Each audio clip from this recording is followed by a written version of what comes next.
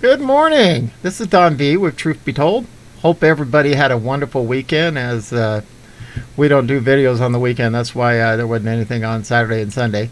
But before we move on to today's disturbing news reports, please subscribe.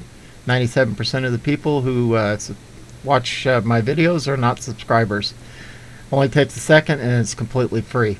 Without ado, let's go ahead and move to the first one. It says, ignore no soliciting signs. Use your script. The jab door knocking documents revealed. As the Biden admin peddles its plan to send door knocking missionaries across America to spread jab awareness and keep track of who's jabbed and who's not, which is completely unconstitutional, White House-coordinated female surge teams are being assembled to reinforce local efforts on the ground. In preparation for the coming campaign, Lake County, Illinois has published helpful hints for volunteers taking part in their community health ambassador outreach door-knocking projects to increase COVID jab acceptance. I'm not doing it. The helpful hints include, if you're nervous, that's okay. We're all still get nervous, even if they've done this before. You don't need to have all the answers. If you are unsure of an answer, be honest. Tell the person asking that you are a volunteer and you will take down their question so that a health department staff person can get them the correct answer. Inform, don't convince.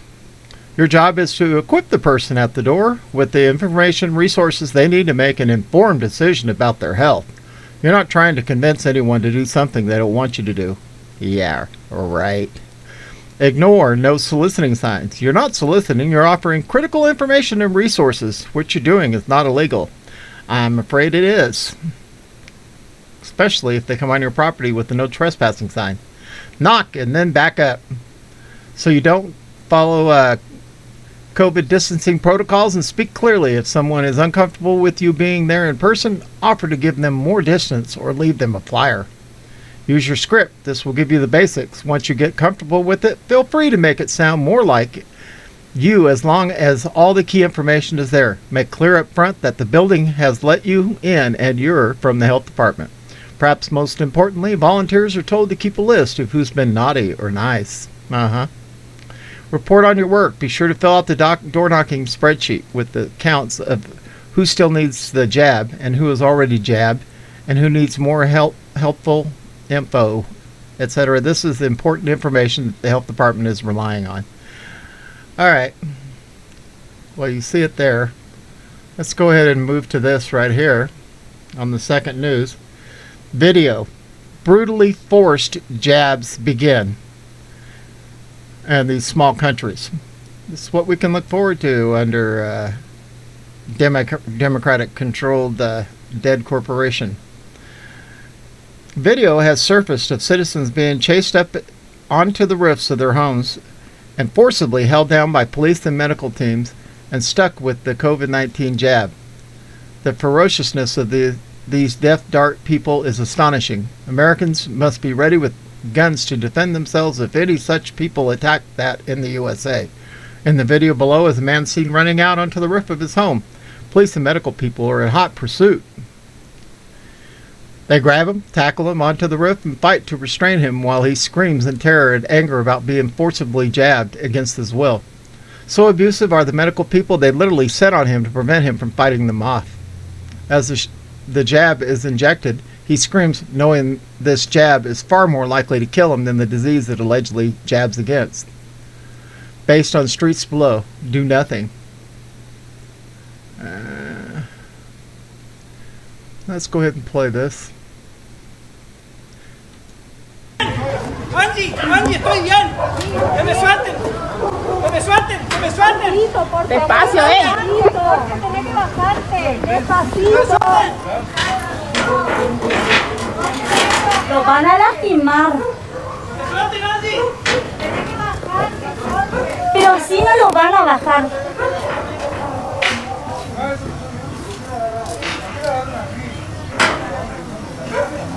Poor guy. Así Sí no me va, voy a dejar. no, sí va a bajar, pero tranquilo, ustedes también. Todo nervioso, acá.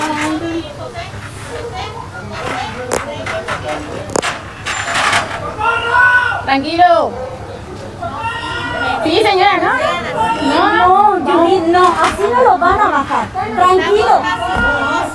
Pero y bueno, con más razón, Judith. ¡Que me suelten! ¡Que me suelten! Despacio, Lo van a lastimar. ¡Que me suelten, Nancy! Así no me...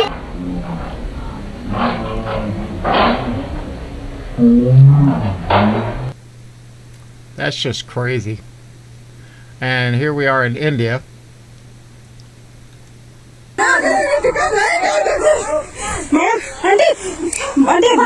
about the poor video quality. It's on there. मेरी बात सुनो ADC sir आ रहे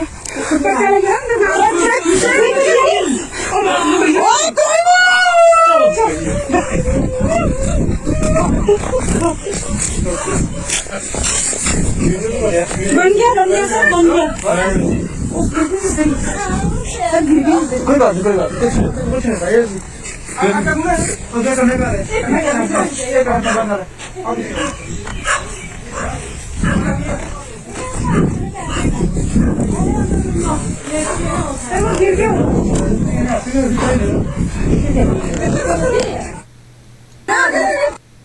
This is just ridiculous. Absolutely ridiculous. We need to contact our congressmen, our senators, and our mayors. Tell them that we want laws passed where they cannot force us to do anything that is unconstitutional in America. All right. Moving on.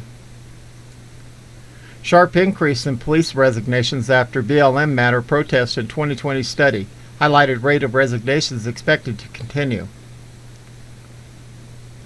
A new study of several academic researchers indicating a rising trend in the U.S. police resignations over the past year, one that appears to have been exacerbated by the BLM-led riots and protesting that swept the country last year and generated a massive wave of anti-police criticism. The study, written by University of Nebraska Distinguished Associate Professor of Criminology Justin Nix and University of Utah's PhD candidate Scott Morkus and Ian Adams, found that within a large police department in the western U.S., voluntary police resignations increased by 279% following last year's protest against killing of Minneapolis resident Floyd. Noting their model predicts that resignations will continue at an elevated level, the researchers urge officials to be prepared to confront workforce decline and increased voluntary turnover.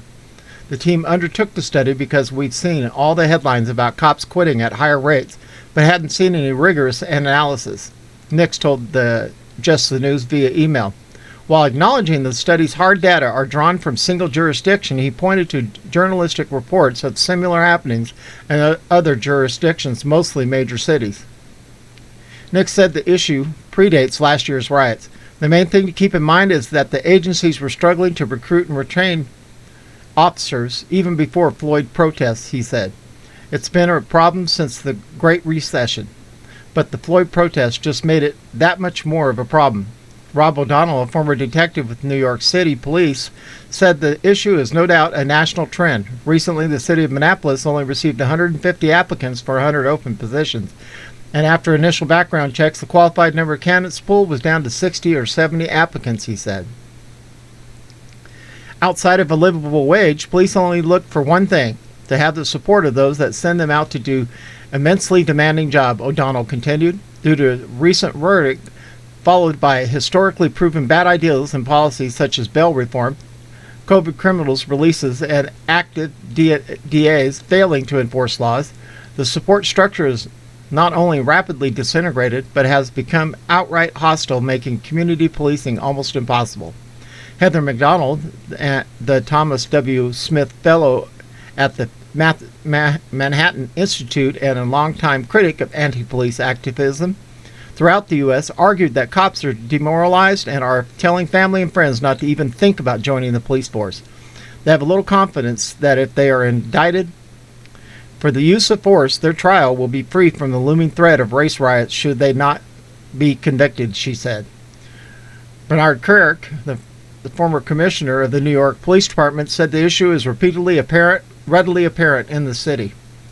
If you talk to the unions in New York City, Kerik said, whether it's the Police Benevolent Association, the sergeants, or the lieutenants, all three ranks in the New York City Police Department are leaving early, or they're leaving right at their retirement date. Nobody's staying any longer than they would. The reason being, they feel they're not supported. He argued that a lack of municipal support in New York and other cities, including criticism from the local officials and a reduction in resources, has led to a sharply dropping retention rates. Who's going to stay for that, he said. Recruitment, a tremendous problem. John Malcolm, the director of Heritage Foundation Edwin Meese III Center for Legal and Judicial Studies, agreed that police officers are resigning around the country. Some cases, budgets are getting cut, or positions are getting eliminated, he said. And recruitment is a tremendous problem, particularly in communities of color. Police work has never been a well-paid profession, Malcolm noted. Police officers are like soldiers and firefighters in that they wake up every day kissing their loved ones goodbye, not knowing whether they're going to return at the end of the day, he said. If it is not appreciated, and if in fact people are being attacked for being police officers, often verbally and in many cases physically, then I can understand that people might very well decide that this is a profession that they might not want to go into. At a large enough scale, turnovers can lead to a police agency's inability to respond to calls for service, increased crime, erosion of public trust, the study authors wrote. Concerns regarding police turnover and crime are compounded by the realities of how police hiring works, they note elsewhere. For starters, a month-long hiring process is required to ensure high standards are met. Hiring process typically consists of a psychological exam, medical screening, interview, background check, and more.